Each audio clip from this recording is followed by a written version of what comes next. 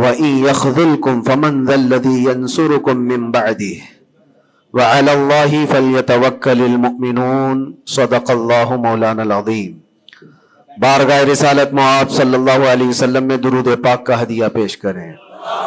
اللہم صلی علی سیدنا مولانا محمد معدن الجود والکرم وآلہ واصحابہ الکرام وابنہ الکریم وبارک وسلم صلاة دائمة سرمدا ابدا۔ اسلام کی فطرت میں قدرت نے وہ لچک دی ہے، جتنا ہی دباؤ گے اتنا ہی وہ ابھرے گا۔ یہ میرے مصطفیٰ کریم صلی اللہ تعالی علیہ وسلم کے سچے اور اچھے دین کی ہمیشہ سے یہ تاریخ رہی ہے۔ جب جب باطل طاقتیں، باطل قوتیں اپنی پوری قوت لگا دیتی ہیں، تب اسلام اور بلندی سے بڑھتا چلا جاتا ہے۔ اسی لیے ایک شعر میں بار بار اپنی تقریروں میں کہا کرتا تھا، اور اسی تقریر کے شعر کو لے کر مجھ پر نہ جانے کیا کیا مقدمے لگائے گئے، اور وہ شعر آج کیا قیامت تک بھی بولا جاتا رہے گا۔ میں وہ پھر دہراتا ہوں اس لیے کہ وہ صرف ایک شعر نہیں بلکہ ہمارا ایمان بھی ہے۔ وہ ایمان بھی ہے جس کا معنی اور مفہوم ہمارے قوم کے ہر بچے کو یاد ہے۔ قتل حسین اصل میں مرگ یزید ہے، اسلام زندہ ہوتا ہے ہر کربلا کے بعد۔ اسلام زندہ ہوتا ہے ہر کربلا۔ جب بھی کبھی کسی کی قربانی ہوتی ہے تو وہ رائے گاہ نہیں جاتی، وہ برباد نہیں جاتی۔ اللہ تبارک و تعالیٰ کی ہزاروں لاکھوں حکمتیں پوشیدہ ہوتی ہیں۔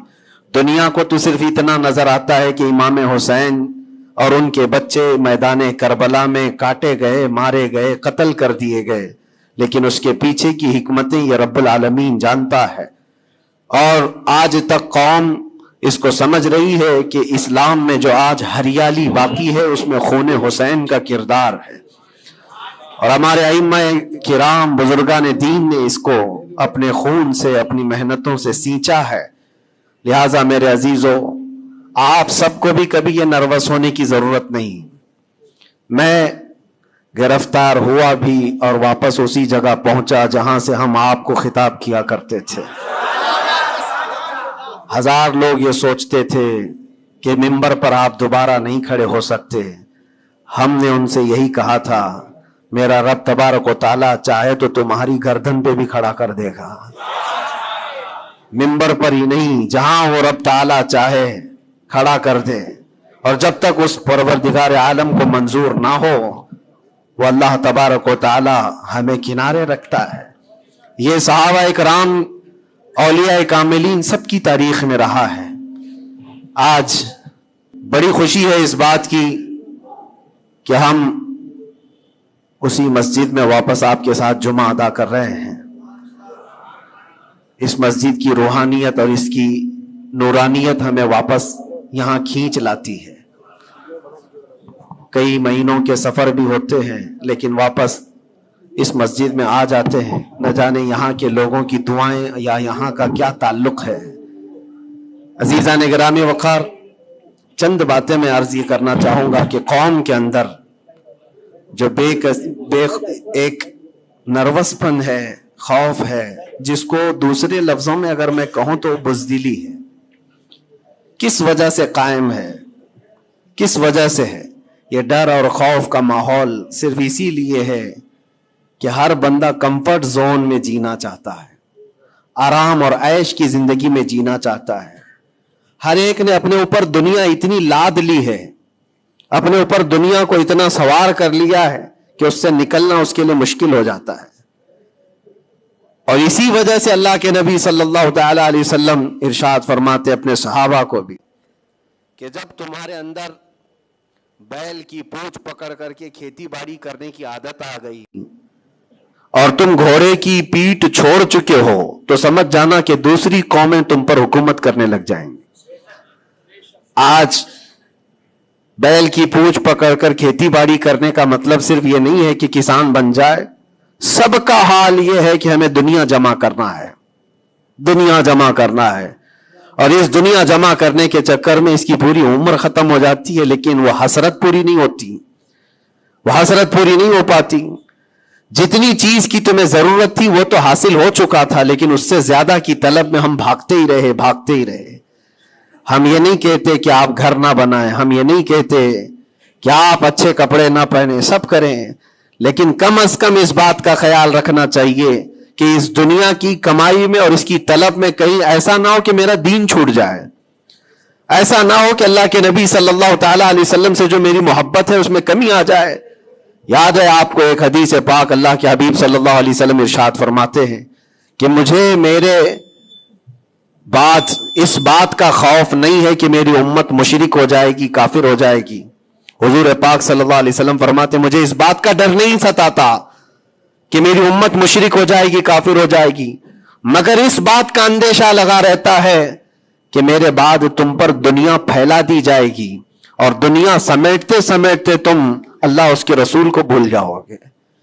آج وہ حالات ہیں میرے عزیزوں، سب کے وہی حالات ہیں. اکثر کی بات میں کہہ رہا ہوں، میں جب بھی کوئی گفتگو کروں تو اس کو میری فضیلت بیان کرنے پر محمول نہ کریں کہ میں اپنی بڑائی بیان کر رہا ہوں. میرے عزیزوں، ان حالات کو بھی ہم دیکھ کر کیا ہے کہ اندر جانے کے بعد ایک چیز دماغ میں گونجتی تھی، کیا بتلاؤں میں نے کیا کیا دیکھا. کھوٹا سکہ چلتے دیکھا، الٹی گنگا بہتے دیکھا. چھوٹے چھوٹوں کی بات تو چھوڑو، بڑے بڑوں کو ننگا دیکھا. اور حالات تو وہاں کے ایسے، یہ ساری چیزیں سکھا دیتی ہیں. اور پھر اس بات کا خیال آتا ہے کہ امت آج کن مسائل میں گھری ہوئی ہے، جبکہ طوفان اندر انتظار میں ہے تباہی کے لیے. ہم جن مسائل میں گھرے ہوئے ہیں اس کو دیکھ کر کے پھر ڈر لگتا ہے. علماء کے مسائل، پیران اعظام کے مسائل، جماعتوں کے مسائل، چھوٹی چھوٹی باتوں پر ہم کورٹ کچہری کے چکر کاٹتے رہتے ہیں. مسجدوں کے مسائل، لیکن جبکہ دشمن نے کہاں سے کہاں تک تمہارے لیے منصوبے بنائے ہیں. حیرت ہوتی ہے میرے عزیزوں. پھر وہ محاورہ ہے یا تاریخ ہے مجھے پتا نہیں، لیکن ایک بات لگتی ہے کہ بغداد پر ہلاکو جب حملہ کرنے آیا تھا تو اس وقت سنا کہ علماء چھوٹی چھوٹی چیزوں میں بحث مباحثے میں مبتلا تھے، جبکہ قوم کو انہیں اس بات کے لیے تیار رکھنا چاہیے تھا کہ ایک ظالم قوم تم پر حملہ آور ہے، اس کے مقابلے کے لیے کھڑے رہو. آج میں یہی کہنا چاہتا ہوں میرے عزیزوں، چھوٹے مسائل کو درکنار ایک جگہ رکھو. امت مصطفیٰ آج جس قسم پرسی کی حالت میں ہے، جب نبی پاک صلی اللہ تعالی علیہ وسلم کی عزت پر حملے ہیں تو پھر تمہاری عزت کہاں خاک میں رہنے والی ہے؟ ہماری اپنی عزت کی بچانے کی کیا فکر کرنی ہے آپ کو؟ پوری دنیا کا حال یہ ہے. پہلے تو ایک مسلمان کی بات میں آپ کو بتاؤں، فرانس جیسا پاورفل ملک، بہت ہی مضبوط کنٹری، 100 سال پہلے کی بات بتا رہا ہوں، نبی پاک صلی اللہ تعالی علیہ وسلم کی شان میں وہ کوئی گھناؤنی یا گستاخانہ انداز کی فلم ریلیز کرنا چاہتے تھے، یا پھر کسی طرح سے مذاق مسخرے والے کام کے ذریعے سے میرے آقا صلی اللہ علیہ وسلم کو نشانہ بنانا چاہتے تھے، اور اس بات کو وہ اپنی آزادی رائے اور اپنی خیال کی آزادی کو بتاتے ہیں. اس زمانے میں سلطان عبد الحمید تھے اور ترکی کے وہ آخری خلیفہ سلطان عبد الحمید. صرف انہوں نے ایک اسٹیٹمنٹ دیا تھا فرانس کو کہ باز آ جاؤ یہ تمام چیزیں کرنے سے، ورنہ پوری دنیا لا کر میں تمہارے سر پہ پھوڑ دوں گا. صرف اتنا جملہ تھا. میرے عزیزو، آج تک وہ نہ فلم ریلیز ہوئی اور نہ ہی فرانس اس چیز پر آیا. لیکن اب تو حالات بدل گئے. اب تو حالات ایسے بدلے کہ ہزاروں نہیں، لاکھوں نہیں، کروڑوں کی تعداد میں ہم موجود ہیں. اور پھر اسلامی ممالک کے نام پر پوری دنیا میں کتنے ملک ہیں؟ 57 ممالک اسلامی کہلاتے ہیں. لیکن کس کو فکر ہے میرے مصطفیٰ کریم صلی اللہ تعالی علیہ وسلم کی عزت پر جب حملے ہوتے ہیں؟ اور یہ تمام حالات جب اپنا درد کا میں اظہار کرتا ہوں تو پھر لوگوں کو یہ لگتا ہے کہ یہ بھڑکاتے ہیں، اکساتے ہیں. میرے عزیزو، میں چاہتا ہوں کہ قوم اصل مسائل کو سمجھے. جو اصل مسائل ہیں ان کو سمجھو، فرض کو دیکھو، نفل کی طرف نہیں. پہلے تم پر جو فرض ہے اس کے لیے کھڑے ہو جاؤ. آج قوم کی بکھراؤ کو بھی دیکھتا ہوں تو ایک حدیث پاک میں آپ کے سامنے رکھتا ہوں. اللہ کے نبی صلی اللہ علیہ وسلم سے پوچھا گیا دین کیا ہے؟ میرے آقا صلی اللہ علیہ وسلم فرماتے ہیں الدین النصیحہ، دین خیر خواہی کرنے کا نام ہے، ہر ایک کے ساتھ اچھا برتاؤ. پھر پوچھا قلنا لمن یا رسول اللہ صلی اللہ علیہ وسلم، اے اللہ کے رسول کس کے لیے خیر خواہی کرنے کا نام دین ہے؟ اللہ کے رسول صلی اللہ علیہ وسلم فرماتے ہیں للہ ولکتابہ ولرسولہ وللائمۃ المسلمین وعامتہم، اللہ کے لیے، اس کی کتاب کے لیے، اس کے رسولوں کے لیے، اور مسلمانوں کے جو امام ہیں یا ان کے حاکم ہیں، ان کے لیڈر ہیں، ان کے لیے، اور تمام مسلمانوں کے لیے اچھائی کا ارادہ کرنا، بھلائی کا ارادہ کرنا، اسی کا نام دین ہے. دین کو اللہ کے نبی صلی اللہ تعالی علیہ وسلم نے ان تمام چیزوں کے ساتھ لگا کر کے آپ کو بیان فرمایا. اور آج میں اس میں سے ایک ٹکڑا ہی اگر بیان کروں کہ الدین النصیحہ لائمۃ المسلمین وعامتہم، مسلمانوں کے امام، مسلمانوں کے جو لیڈر ہیں ان کے لیے اور عام مسلمانوں کے لیے خیر خواہی کرنے کا نام دین ہے. اور آج میرے عزیزو اس بات کی بہت زیادہ ضرورت ہے، بہت زیادہ ضرورت ہے. اجتماعی طور پر سب دیکھیں کہ ہمارا مفاد کس میں ہے، امت کا کام کس میں ہو سکتا ہے. اور ایک حدیث میرے آقا صلی اللہ علیہ وسلم فرماتے ہیں من اصبح ولم یہتم، حضور اکرم صلی اللہ علیہ وسلم فرماتے ہیں من لم یہتم بامرنا فلیس منا، جو اس حال میں صبح کیا کہ میری امت کا خیال نہیں کیا، حضور فرماتے وہ ہم میں سے نہیں ہے، وہ ہم میں سے نہیں ہے. کتنی صبح ایسی ہوتی ہیں جو تم صبح اٹھ کر کے سوچتے ہو کہ امت کا کیا ہونا ہے. یا آقا کریم صلی اللہ علیہ وسلم فرماتے ہیں جس نے میری امت کا خیال نہیں کیا وہ مجھ میں سے نہیں ہے، وہ ہم میں سے نہیں ہے. عزیزان گرامی وقار، ہر ایک کو ایک درد ستاتا ہے کہ کل کیا کھاؤں گا، کل کیا پہنوں گا، میرا گھر کیسے بنے گا، میری جاب کیسے لگے گی. لیکن ان غرباء امت کے لیے کون سوچتا ہے جو کاٹے جا رہے ہیں، مارے جا رہے ہیں، جن کے گھر اجاڑے جا رہے ہیں، ان کے بارے میں کبھی دل کے اندر نرمی آتی ہے؟ اگر تمام مسلمانوں کے دلوں کے اندر یہ نرمی اور یہ رحم ہوتا تو میرے عزیزو حالات ایسے نہیں ہوتے تھے، حالات ایسے نہیں ہوتے. صحابہ اکرام میں سے ایک مثال میں آپ کو بتا دوں کہ ہمارا دین آج جس کو ہم لے کر کے چل رہے ہیں کتنا بکھر گیا. سچ کہا تھا حالی نے کہ اے خاص ہے خاصان رسول وقت دعا ہے، امت پہ تیرے وقت جب آ کے پڑا ہے. جو دین نکلا تھا بڑی شان سے اپنے وطن سے، آج وہ پردیس میں غریب الغربا ہے. آج دین اسلام کو ہم نے اجنبی بنا کر رکھا ہے، ہمارے گھروں میں ہی نہیں ہے، ہماری ذات پر نہیں ہے. ہم تو پھر دوسرے کو کیا تانا دیں گے؟ آپ اسلام زندہ باد کا نعرہ لگاتے ہیں اور اب اسلام کی حقانیت کو بلند و بالا انداز میں بیان کرتے ہیں، سڑکوں پر آ جاتے ہیں. تمہیں سڑکوں پر آ کر احتجاج کرنے کی کیا ضرورت ہے؟ تم اگر اسلام کو اتنا ہی پسند کرتے ہو تو اپنی بیویوں پر کیوں نہیں اسلام پسند کرتے؟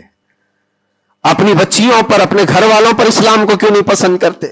انہیں بے پردہ باہر جب گھمایا جاتا ہے تب اسلام زندہ باد کا نعرہ کیوں نہیں؟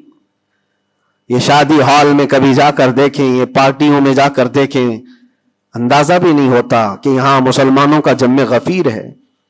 میرے عزیزو ایک حدیث عرض کرتا ہوں، حضرت ابو دردہ رضی اللہ تعالیٰ عنہ سے منسوب ہے. حضرت عمر فاروق رضی اللہ تعالیٰ عنہ کا زمانہ خلافت ہے اور عادل کے وہ بادشاہ ہیں. بیٹھے ہوئے تھے، ایک شخص کو پکڑ کر لایا گیا عدالت میں، کہا گیا کہ اس نے قرض لیا ہے اور یہ دیتا نہیں ہے. تو جو قرض خواہ تھے وہ بھی صحابی تھے، انہوں نے کہا کہ یہ اجنبی آدمی مدینے کا تو ہے نہیں، لیکن میں نے اس کو پیسے دیے تھے، یہ واپس نہیں لوٹاتا اور آئیں کائیں کرتا رہتا ہے، بہانے بناتا ہے. حضرت عمر فاروق رضی اللہ تعالیٰ عنہ نے اس اجنبی شخص سے کہا اب تم کیا کہنا چاہتے ہو؟ تمہیں قید میں ڈال دیا جائے گا، تم اس کے پیسے ادا کرنا چاہتے ہو یا نہیں؟ اس نے کہا مجھے 2 دن کی مہلت چاہیے، میں جاؤں گا اور لا کر کے واپس اس کی رقم ادا کر دوں گا جو مجھ سے تقاضا کر رہے. حضرت عمر نے کہا کہ تو جائے گا یہاں سے چھوڑ کر اور واپس آئے گا نہیں آئے گا اس کا کیا بھروسہ؟ کوئی ہے تیری جو ضمانت لے گا؟ یہاں پر کورٹ بھی جب ہمیں بیل لیتی ہے تو ایک ضامن کھڑا کرتی ہے کہ اس کی ضمانت کون لیتا ہے. تو یہ تو پرانا دستور ہے. آپ نے پوچھا کوئی ہے تیری ضمانت لے گا؟ اگر تو نہیں آئے گا تو ہم اس کو پکڑیں گے. اس نے مجمع میں دیکھا کوئی اس کی پہچان والا تو ہے نہیں. تھا تو یہ مسلمان لیکن اس کے گہرے تعلقات کسی سے ہے نہیں. نظر ڈالا, اس نے کہا میں کسی کو پہچانتا نہیں اس میں سے, اور کون میری ضمانت لے گا؟ صحابہ اکرام بیٹھے ہوئے تھے, سب تو جانتے ہیں کہ ایک اجنبی ہے اور بھاگ گیا تو آئے گا نہیں.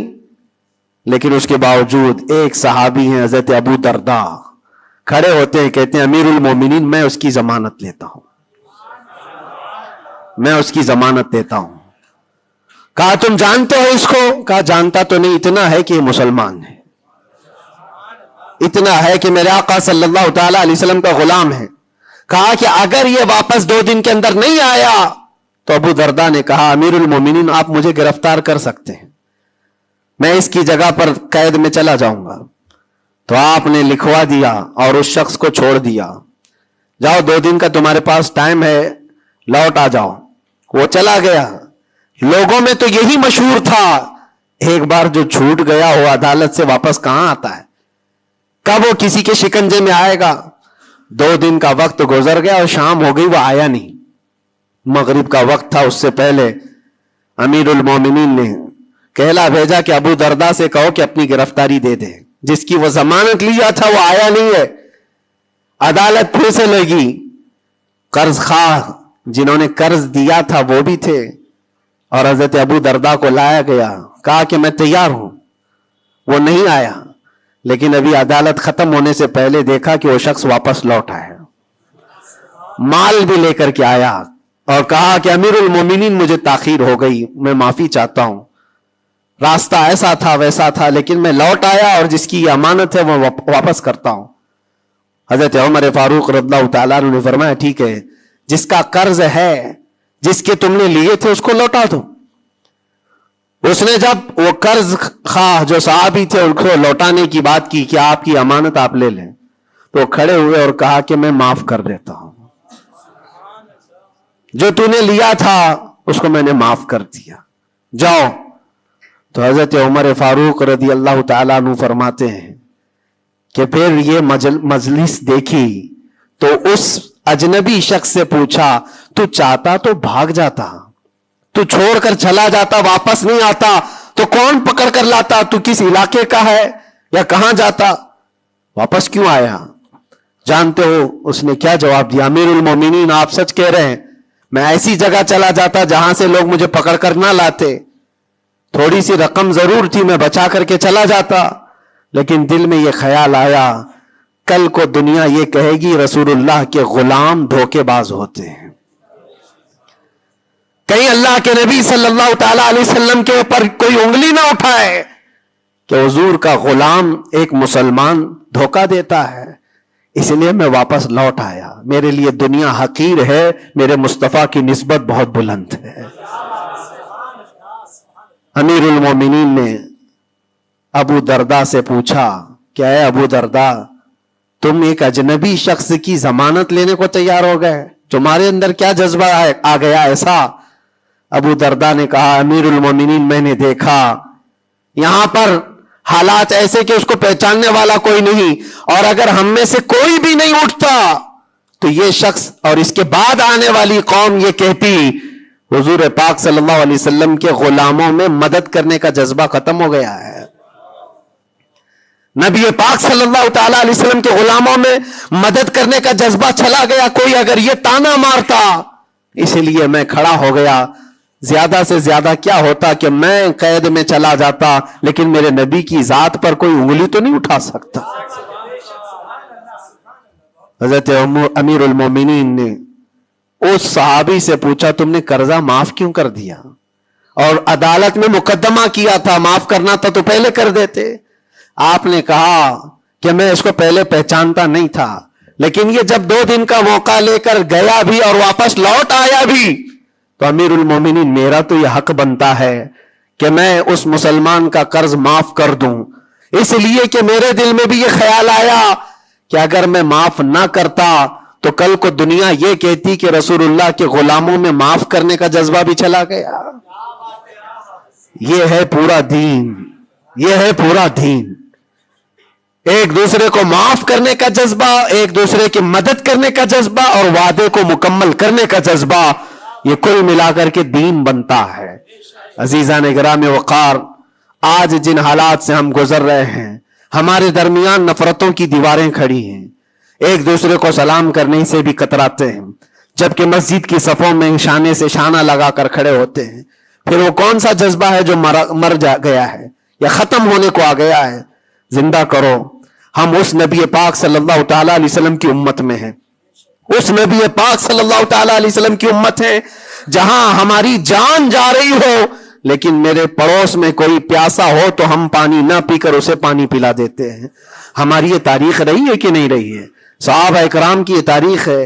مدینہ طیبہ کو جا کر دیکھ لینا، نبی پاک صلی اللہ تعالی علیہ وسلم کے اس پاک زندگی میں ایسا بھی تھا کہ ایک صحابی کے گھر گوشت کا تحفہ آیا، بھنا ہوا گوشت تھا، کسی نے دیا، انہوں نے یہ سوچ کر کے بغل میں دے دیا مجھ سے زیادہ بھوکے میرے پڑوسی ہیں، پڑوسی نے یہ سوچا مجھ سے زیادہ میرا پڑوسی بھوکا ہے، وہ گوشت کی بھنی ہوئی سری بکری کی مدینے میں ایک رات میں سب گھروں میں گھومتی گھومتی اسی پہلے صحابی کے گھر آ گئی۔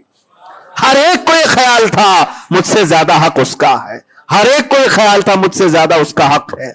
عزیزان گرامی وقار، آج جو حالات ہیں وہ بہت بدلے ہوئے لگتے ہیں، بہت بدلے ہوئے لگتے ہیں کہ ہر ایک کو یہ لگتا ہے سب سے زیادہ حقدار میں ہوں، مجھ پر ہی رحم ہونا چاہیے، میری مدد ہونی چاہیے، دوسرے کی ہو یا نہ ہو۔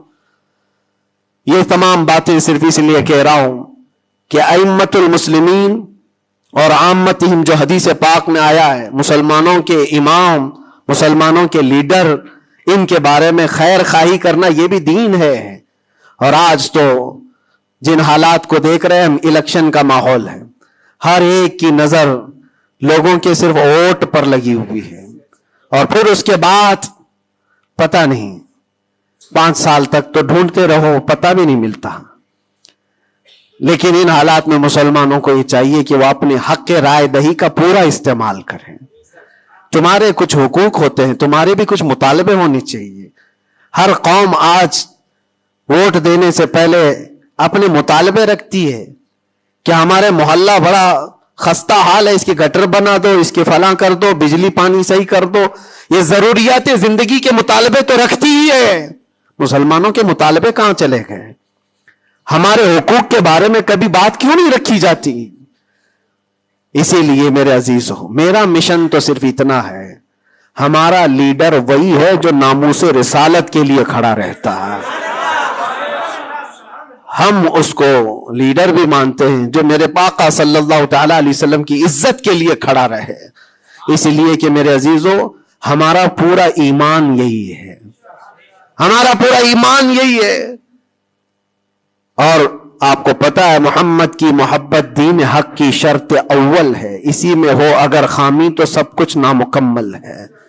اور اگر تم نبی پاک صلی اللہ تعالی علیہ وسلم کی محبت اور ان کی عظمت کے لیے کھڑے ہو گئے تو دنیا یوں ہی سنور جائے گی۔ آپ کو پتا ہے ڈاکٹر اقبال نے کیا ایک بہت پیارا حل دیا تھا ہمیں، بہت پیارا حل ہے۔ مسائل تو بہت ہیں، ہم بھی چاہتے ہیں ہمارے لیڈروں کے پاس رکھیں، ہماری ایجوکیشن کے مسائل ہیں، ہمارے گھر بار کے، ڈرینیج کے، روڈ کے، لائٹ کے، پانی کے، بہت سارے مسائل ہیں۔ اس کے علاوہ غربت کے مسائل، جاب لیس نوجوانوں کے مسائل، بہت ساری چیزیں ہیں، کیا کیا مسئلے رکھے۔ اور پھر قوم کے اندر جو خرابیاں آئی ہیں وہ تو ایک پہاڑ کے برابر ہیں، ہر دوسرا تیسرا نشے کا عادی ہے، ہر دوسرا تیسرا اخلاق سے گرا ہوا ہے۔ یہ تمام معاملات، عورتوں میں بے حیائی، نوجوانوں میں نشہ کی عادت، یہ تمام چیزیں دیکھ دیکھ کر ہم سوچتے ہیں کن کن مسئلوں پر بات کریں اور کس کس چیز کا علاج کرنے کے لیے نکلیں۔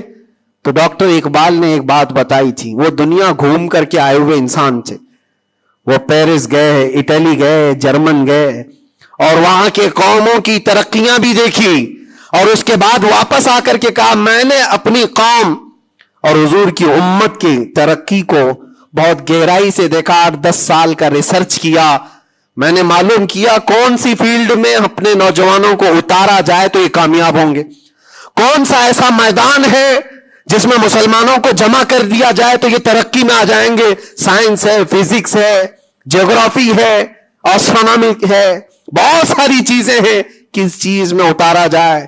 تو ڈاکٹر اقبال کہتے ہیں میں نے بہت غور و فکر کیا، آخر کار اس نتیجے پر پہنچا کہ اس امت کی کامیابی کا صرف ایک ہی نقطہ ہے، ایک ہی راز ہے کہ محمد سے وفا تو نے، تو ہم تیرے ہیں، یہ جہاں چیز ہے کیا لوح و قلم تیرے ہیں، لوح و قلم تیرے ہیں، ہر مسئلے کا حل اس بات پر ہے۔ اسی لیے میں فوکس کرتا ہوں میرے عزیزو، نبی پاک صلی اللہ تعالی علیہ وسلم کی عزت کی حفاظت کے لیے جو کھڑا ہوتا ہے اللہ تعالیٰ اس کے سارے مسائل کو یوں حل کر دیتا ہے۔ اسی لیے آیت کریمہ بھی میں نے یہ پڑھی، ان ینصرکم اللہ فلا غالب لکم، اللہ فرماتا ہے اگر اللہ تمہاری مدد کر دے تو دنیا میں سے کوئی ایسا نہیں جو تم پر غلبہ حاصل کر سکے، کوئی غالب نہیں آ سکتا اگر اللہ مدد کر دیا۔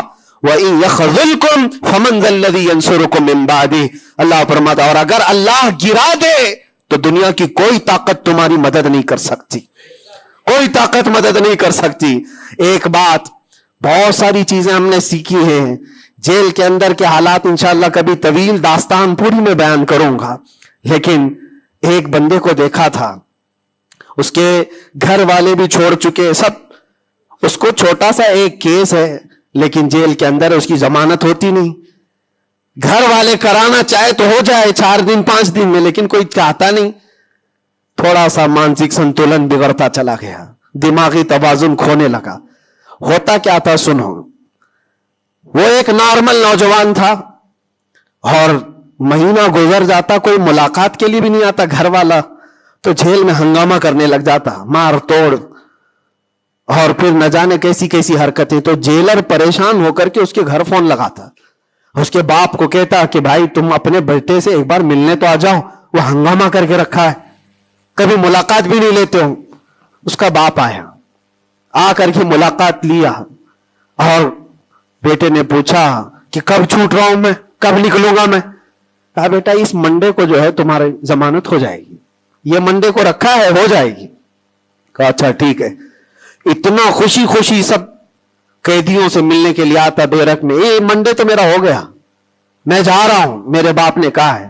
منڈے آتا، ٹیوزڈے آتا، وینسڈے آتا، سب چلا جاتا، ختم۔ پھر 10-15 دن گزر جاتے، باپ بھی نہیں آتا، بھائی بھی نہیں آتا، اور پھر مہینہ گزرنے کو آتا، پھر اس کا دماغی توازن بگڑنے لگتا، پھر ہنگامہ کرتا، پھر جیلر فون کر کے بلاتا باپ سے کہ ملنے کیوں نہیں آتے ہو؟ باپ آتا، بیٹا کوئی بات نہیں، کچھ مسائل میں گھرے ہوئے ہیں، ہو سکتا ہے جان بوجھ کر کے اس کے گھر والے کر رہے ہوں، کچھ لوگوں کو زبردستی جیل میں رکھا جاتا ہے، گھر والے ہی رکھتے ہیں، باہر سے اچھا ہے یہاں کھاتے پیتے آرام سے رہو، دوسروں کی زندگی اجیرن کرنے سے بہتر ہے کہ یہاں رہو۔ دوسری بار آیا، کہا ابا کب چھوٹ رہا ہوں میں؟ کہا بس اس منڈے کو رکھا ہے، وکیل جو ہے ملا نہیں تھا، اس منڈے کو تمہاری ضمانت ہو جائے گی۔ پکی بات لے کر کے آتا پھر، اور یہاں پر بالکل عیش موج مستی میں کہ اس منڈے تو جا رہا ہوں میں۔ دوسرا منڈے آیا، اس کے بعد پھر چلا گیا، ایسا 4 بار ہوا، اور سب قیدیوں میں یہ بات مشہور تھی کہ یہ منڈے کو جانے والا ہے، اور سب اس کو چھیڑتے تھے، جب کبھی اس کی ملاقات آتی تو کہتے منڈے کو جا رہا ہے نا۔ یہ بات مذاق کے طور پر چلتی رہتی تھی، لیکن کسی کے ساتھ ہم مذاق کرتے ہیں، یہ نارمل لائف ہوتی ہے، لیکن اس لڑکے کے متعلق میں نے ایک بات سیکھی، 4-5 مرتبہ ہوگی بات ہے، وہ ملاقات لے کر کے واپس آ رہا تھا، ابھی اس نے کچھ کہا ہی نہیں، ساری بیرک میں سب بولنے لگ گئے کہ منڈے کو ہے نا تیری ضمانت، تو اتنا چڑ گیا، کیا پتا اس کو بہت ہرٹ ہوا، تکلیف ہوئی، اس نے گرج کر کے چیخ کر کے کہا، گالی دے کر کے کہا قیدیوں کو کہ تم سب گھرے ہوئے لوگوں ایک بات میری سن لو، خدا جس دن میرا لکھ دے، جس دن لکھ دے، اس دن سب کے منہ تمہارے کالے ہوں گے اور کوئی مجھے دروازے میں اندر نہیں رکھ سکتا۔ جس دن میرے چھوٹنے کا وہاں سے آ جائے پروانہ، لکھا ہوا کہ یہ دن یہ بندہ چھوٹنے والا ہے. اس کے بعد وہ کہتا ہے مجھے یہاں کا پرائم منسٹر بھی نہیں روک سکتا. میں نے دیکھا اتنا یقین ہے اس کو. ایک تو اپنے باپ سے ہر بار سنتا تھا اس بار ضمانت ہو جائے گی, اس بار ضمانت ہو جائے گی, اور حقیقت میں میرے عزیزوں یہ جمعرات کا دن تھا جب وہ اپنے باپ سے ملاقات کر کے آیا تھا اور اس کو تانا مارا جا رہا تھا منڈے کو جا رہا ہے. تب اس نے کہا تھا جس منڈے کو بھی میرا رب لکھ دے, جس دن بھی لکھ دے کہ اس کو اس دن یہاں سے نکلنا ہے, پوری طاقتیں مل کر کے بھی مجھے دروازے کے اندر نہیں رکھ سکتی. اتفاق کی بات ہے اسی منڈے کو اس کی ضمانت بھی ہو چکی تھی.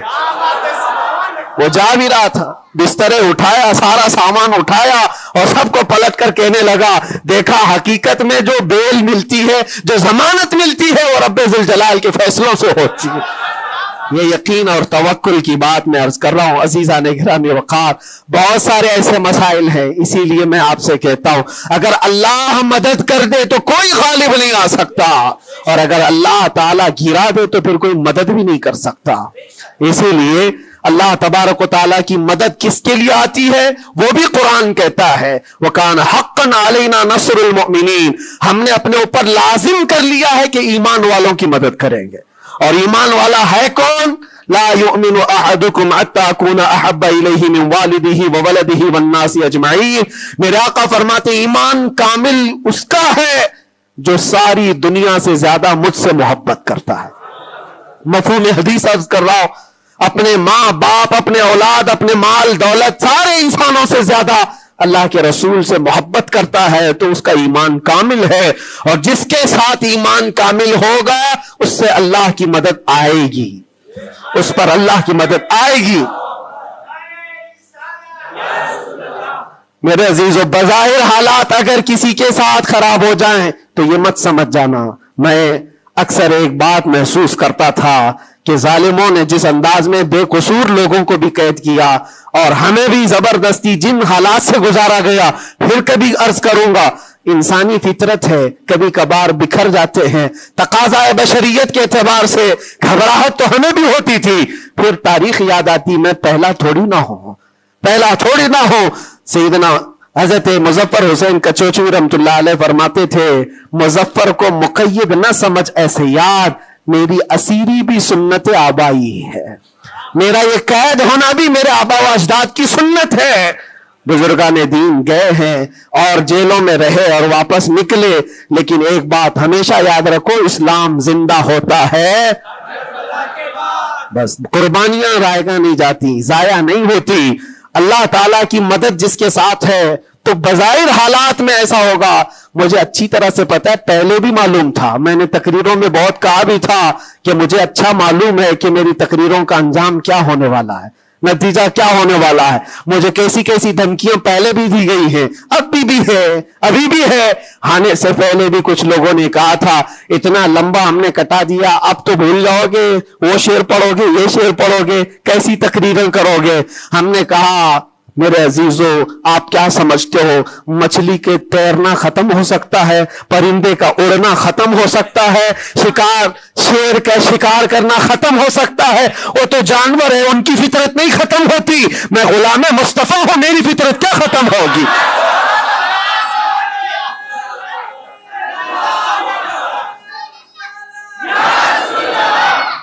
میں غلام مصطفیٰ ہوں, حق بات بولنا میری فطرت ہے, اور ہم اپنی فطرت سے بغاوت نہیں کرتے. اور یہ 8 مہینے نہیں 8 سال بھی رہے, اس کے بعد نکالیں ہم وہی بات کہیں گے جو میرے مصطفیٰ کی عزت کی بات ہوگی. عزیزان گرامی وقار, حالات بظاہر کچھ دنوں کے لیے ہوتے ہیں. امام احمد بن حنبل پر تو 1500 کے قریب نہیں 300 کے قریب کوڑے لگائے گئے تھے. 300 کوڑے کس کو کہتے ہیں, انسان مر جاتا ہے. وہ امام احمد بن حنبل 5 لاکھ حدیثوں کے حافظ, لیکن جمے رہے, ڈٹے رہے, نہ کبھی ان کا عزم ختم ہوا, نہ حوصلہ ختم ہوا. ائمہ اعظام کو یہ تمام چیزیں گزرنی پڑی ہیں. امام اعظم ابو حنیفہ رحمۃ اللہ تعالی علیہ جیل میں تو انتقال ہو گیا, اس امام کی جس کو کروڑوں آج فالو کرتے ہیں. عزیزان گرامی وقار, ایک بات یہ سمجھ کر کے چلو, مصیبتیں آئیں گی لیکن اللہ کی مدد بھی آئے گی. ہاں، ہر اندھیرے کے بعد اجالا ہوتا ہے. ان مع العسر یسرا، اللہ قرآن میں فرماتا ہے ہر تکلیف کے بعد آسانی ہے، ہر تکلیف کے بعد آسانی ہے. اور میں تو ذہن میں یہ پریپیئر کر کے رکھا تھا، ذہن میں دماغ میں یہ بات بٹھا کر رکھا تھا، آزاد ہونا نہ ہونا یہ اللہ کی مرضی پر ہے، لیکن اگر مر کر کے میری لاش بھی باہر آتی تب بھی مجھے اس بات کا اطمینان تھا جو بات ہمیں کہنی تھی وہ ہم کہہ چکے. انشاءاللہ رب تبارک و تعالی ہماری ان باتوں کو بچوں تک یہ محفوظ بھی کرائے گا. اور مجھے تو باہر کی خبریں زیادہ نہیں ملتی تھی کہ یہاں لوگوں کے دلوں میں کیا جذبات ہیں، بچوں کے دلوں میں کیا جذبات ہیں، لیکن قیدی جب جاتے تھے چھٹی پر 4 دن 5 دن اور واپس آتے تو یہی کہتے ڈسکس تو ہمارا کچھ نہیں ہوتا، آپ کے بارے میں ہمارا خاندان پوچھتا رہتا ہے. جیل میں آپ ہیں، فون کرو تو لوگ ہمارے متعلق پوچھتے رہتے. پھر دل میں یہ احساس ہوتا تھا. اور جیل میں بھی دیکھتا ایک ایسا بھی لڑکا تھا چین اسنیپر، چین کھینچتا اور چوری کرتا واپس آتا، لیکن ایسا ڈھیٹ آدمی تھا، ایسا ڈھیٹ، میدان میں کھڑے ہو جائے، سارے قیدیوں کے سامنے کھڑے ہو جائے اور پھر ہر دن ایک بات اتنی بول کر کے ہی جاتا، صرف اتنی بول کر کے جانا اس کی عادت سی ہو گئی تھی. ہم دیکھتے رہے باہر بھی یہی منظر ہے، اندر بھی یہی منظر ہے. تم کسی کی زبان کو بند کرنا چاہو، ختم کرنا چاہو تو ایسا نہیں ہوتا. اللہ تبارک و تعالیٰ جس چیز کو چاہے ہر جگہ پھیلا دیتا ہے. پھر یہ احساس ہوا میرے عزیزوں، تبلیغ اسلام صرف ہم ذریعہ ہوتے ہیں پہنچانا، میرے رب کی شان ہے، میرے رب کی شان ہے. اور حقیقت میں آپ کو بتاؤں، دلوں کو اپنی طرف مائل کرنا یہ ہم میں سے کسی کے اندر طاقت نہیں ہے. آج ہزاروں لاکھوں جو مجھے سننا چاہتے ہیں، اس میں بظاہر میرا کوئی کمال نہیں. بات ان کی کرو اور ہر دل پہ راج کرو، ان کی بات کرو.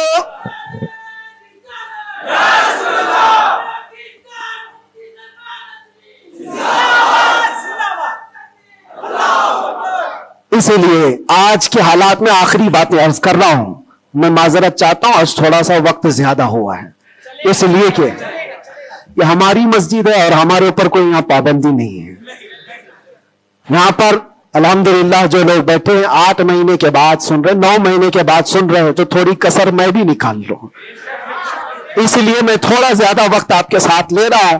ان حالات کے ساتھ جو آپ کو فیصلہ لینا ہے میرے عزیزوں، سوچ سمجھ کر کے اپنا مطالبہ بھی تو رکھو، اپنا مطالبہ بھی رکھو کہ ہم ان لیڈروں کے ساتھ کھڑے ہیں جو 500 روپے بانٹ کر کے، گلے میں پٹے ڈلوا کر کے، ہمیں نعرے لگوا کر کے گھما لے. بس نہیں، ہمارا مقصد اور ہمارا مطالبہ اتنا ہو، ان حکام، ان لیڈروں کے پاس یہ بات رکھو، میرا گھر میرا محلہ نہ بنا پایا تو کوئی بات نہیں، لیکن اتنا وعدہ کرو کہ میرے مصطفیٰ کی عزت پر جب بات آئے تو تم ڈٹ کر کھڑے رہو گے.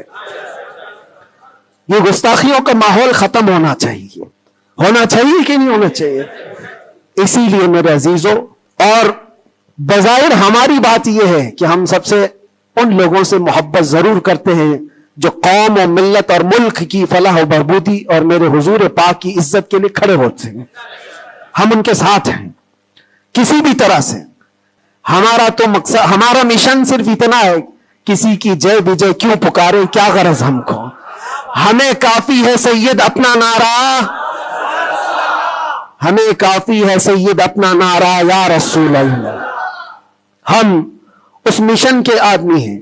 لیکن پھر بھی جن حضرات نے بھی محبتوں کے ساتھ ہمارے نام کو پھیلایا ہے، ان کے مقاصد اگر صرف پولیٹیکل ہیں تو ہمارا ان کے ساتھ کوئی بھی لین دین نہیں، ہمارا ان کے ساتھ کوئی تعلق نہیں. ہاں، اگر اس لیے ہمارے نام کا استعمال کیا یا ہمیں بلایا یا ہمیں کھڑا کیا کہ اللہ کے نبی صلی اللہ تعالی علیہ وسلم کی ناموس اور ان کی عزت کے لیے ہے، تو ہم ہر دن آپ کے ساتھ ہیں، ہم ہر دن آپ کے ساتھ ہیں.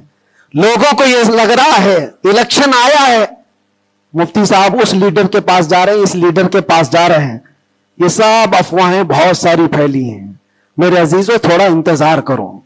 اور میں ان سیاسی نیتاؤں سے بھی کہوں گا، آپ الیکشن میں کنٹریبیوٹ کر رہے ہیں، حصہ لے رہے ہیں، سیاست میں آپ موجود ہیں، آگے بڑھو. ہم آپ کو روک نہیں رہے ہیں، لیکن اگر واقعی مقصد یہ ہے کہ قوم اور ملت اور ملک اور میرے دین کی عزت اور حضور پاک کی عزت کے لیے آگے چل کر کے آواز اٹھائیں گے تو میرا آج آپ کے ساتھ کھڑا ہونا کوئی ضروری نہیں. الیکشن گزر جانے تو پھر ہر دن آپ کے ساتھ کھڑے, الیکشن ہو جانے کے بعد بھی ہم کھڑے ہیں آپ کے ساتھ. لیکن الیکشن سے پہلے ہی اگر آپ کو ہمیں چاہیے تو لوگوں میں یہ خلفشار مچا ہوا ہے, ایک خلفشار مچا ہوا ہے کہ مفتی صاحب ناموس رسالت کے اس عظیم مشن کو سیاسی لوگوں کے درمیان پھیلا رہے ہیں. میرے عزیزوں, میرا کہیں یہ مقصد نہیں ہے, کہیں یہ مقصد نہیں ہے. اللہ نے جو کرسی دی ہے نا وہ بہت بڑی کرسی ہے. ہم نے جو اللہ تعالیٰ کا انعام ہمارے پاس ہے وہ الیکشن سے حاصل کیا ہوا نہیں ہے, رب کے سلیکشن سے ملا ہوا ہے. ہمارے پاس اللہ تبارک و تعالیٰ کا دیا ہوا انعام کافی ہے. لیکن ان سیاسی حضرات کے ساتھ ہمارا تعلق اسی لیے ہے کہ آپ آواز بلندی کے ساتھ اٹھا سکتے ہو اور سسٹم میں آپ بیٹھ کر کے اپنی قوم, ملک, سب کی فلاح و بہبودی کی بات کر سکتے ہو. اس لیے ہم کھڑے ہیں. اس لیے نہیں کہ آپ 500,000 روپے دے دیں گے, اس لیے نہیں کہ آپ ہمارا گھر, گاڑی, بنگلہ خرید کر کے کچھ دے دیں گے. عزیزان گرامی اوقات, میرے آنے کے بعد سے لے کر آج تک, ابھی تک مہینہ نہیں گزرا ہوگا, لیکن میں نے حالات اتنے دیکھے کہ ہر کوئی یہ چاہتا ہے راتوں رات مجھے دولہا بنا دے. بہت سارے معاملات ایسے دیکھے. اس لیے میں سب سے یہ گزارش کروں گا, آج کا یہ میرا پیغام ہے کہ ہمارا مشن ناموس رسالت ہے, ہمارا مشن تحفظ ناموس رسالت ہے, اور اس کے لیے ہم ہر طرح سے کھڑے ہیں. لیکن خالص سیاست کے لیے, خالص ووٹنگ کے لیے, خالص الیکشن کے پرچار کے لیے مجھ جیسے کا نام استعمال نہ کریں. یہ میرا مشورہ ہے, یہ میرا پیغام بھی ہے. آپ کے لیے پوری زندگی ہم کھڑے ہیں, صرف الیکشن کے لیے. اس عظیم اور اس عظیم مشن کو اور اس مقدس مشن کو بدنام کرنے کی کوشش نہ کریں. ہاں, پولیٹیکل جس انداز میں بھی آپ کو مدعے اٹھانا ہے اٹھائیں, لیکن حضور پاک صلی اللہ تعالیٰ علیہ وسلم کی عزت کا یہ جو مشن ہے, ناموس رسالت کا مشن ہے, اس کو صرف یوز کرنے کے لیے استعمال نہیں ہونا چاہیے, بلکہ جو بھی بندہ مومن کھڑا رہے گا وہ اپنی جان کے ساتھ کھڑا رہے گا. تبھی اس کا ایمان ہے, تبھی وہ اس کا ایمان ہے. اور اگر آپ مجھے یہ کہتے ہیں کہ آپ حضور پاک کے اس ناموس رسالت کا مسئلہ لے کر چلتے ہیں, قسم رب ذوالجلال کی, اس کے پیچھے میرا کوئی دوسرا مقصد نہیں ہے. اس کے پیچھے میرا کوئی دوسرا مقصد نہیں ہے کہ اس کے ذریعے سے میں کما لوں گا, میں کھا لوں گا. میرے عزیزوں, کیا کما لیں گے, کیا کھا لیں گے؟ آپ کو میرے اپنے حالات معلوم نہیں کہ میں کس طرح کے حالات سے گزرا ہوں. اگر لوگوں سے بٹورنا ہی ہوتا تو ممبئی میں میری بہت ساری بلڈنگیں ہوتی.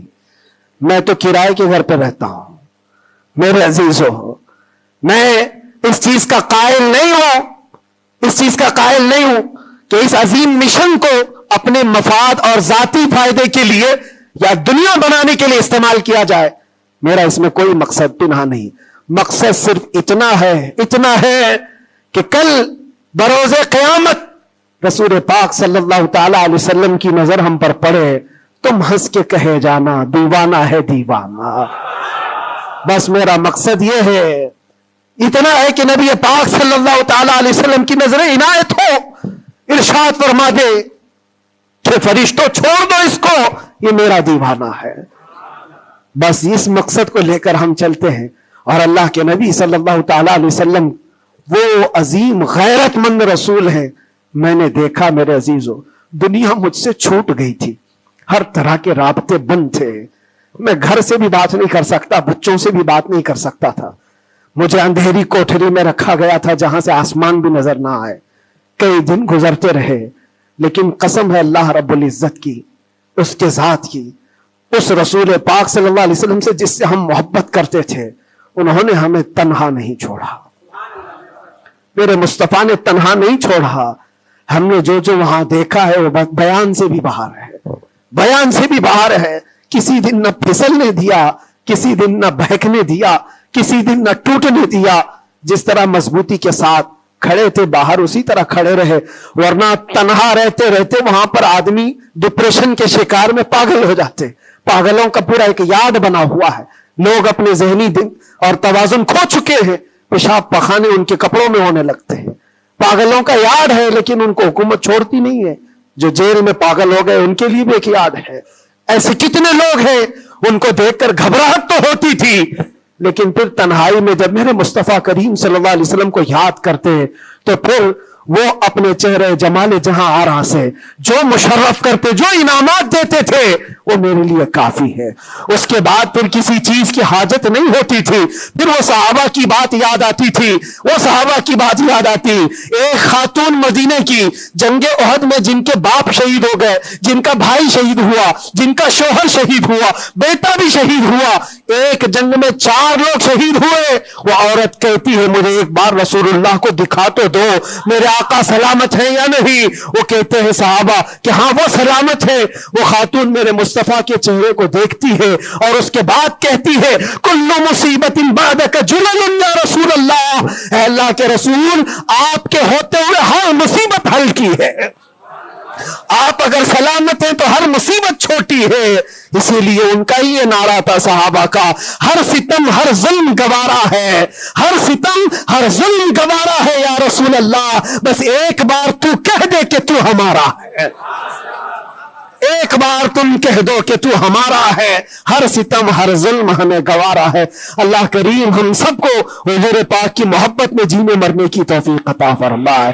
اللہ کریم ہمیں آخری سانس تک اس مشن پر قائم و دائم رکھے۔ ظالموں کے ظلم سے، کافروں کے کفر سے، مشرکین کے شرک سے اللہ ہماری حفاظت فرمائے، اور ہم سب کو مولا توکل اور یقین کی دولت عطا فرمائے، اور آج کے حالات کے اعتبار سے مولا تعالی ہمیں صحیح طریقے کے حکام نصیب فرمائے، اور شریر حاکموں سے اللہ ہم سب کی حفاظت فرمائے۔ وآخر دعوانا الحمدللہ رب العالمین۔ السلام علیکم ورحمۃ اللہ وبرکاتہ۔